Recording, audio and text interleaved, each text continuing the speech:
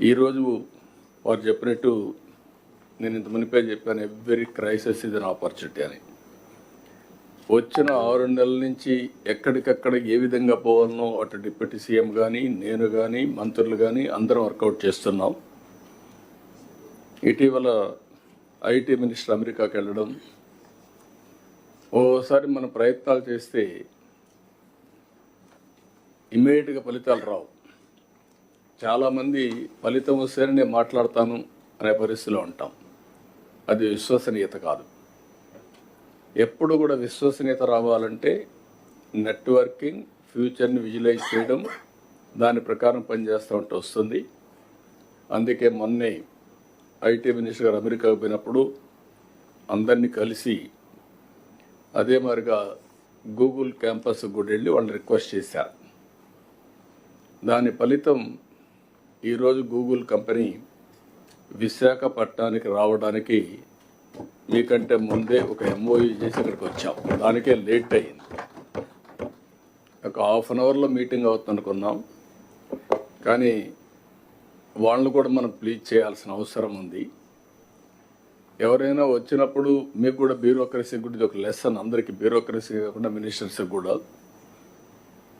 మనం కానీ ఒక పాజిటివ్ నెట్వర్కింగ్ కానీ పాజిటివ్గా కన్విన్స్ చేయగలిగితే ఆటోమేటిక్గా పాజిటివ్ యాక్షన్స్ వస్తాయి.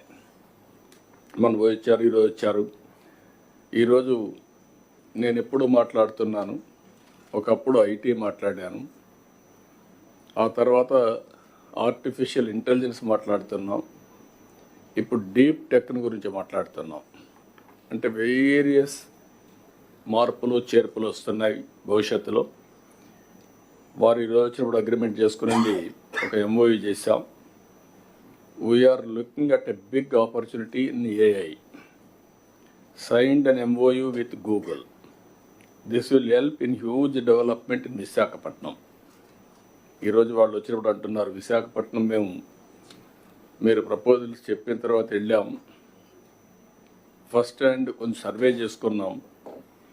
మా లెక్క ప్రకారం one of the best city, we are totally impressed అనే పరిస్థితికి వచ్చారు.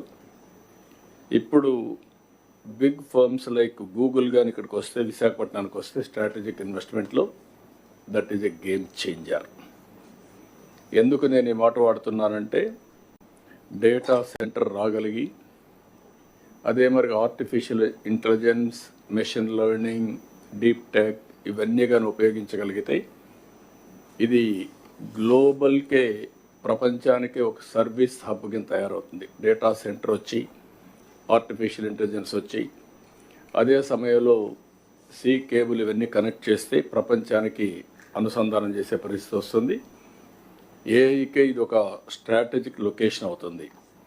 నేను ఇటీవల కాలంలో మీ అందరితో మాట్లాడుతున్నాను, మళ్ళీ కూడా ఈరోజు కూడా అంటున్నాను, మీరు ఎంత హార్డ్ వర్క్ చేశారనేది ముఖ్యం కాదు, ఎంత స్మార్ట్ వర్క్ చేశారనేది ముఖ్యం. మనకు అవుట్కమ్స్ రావాలి.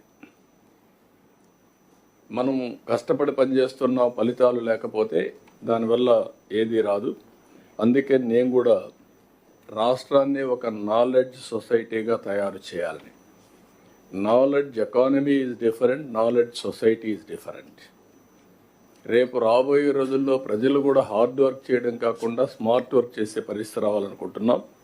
దానికి కావాల్సిన నాలెడ్జ్ సొసైటీగా తయారు చేయడం,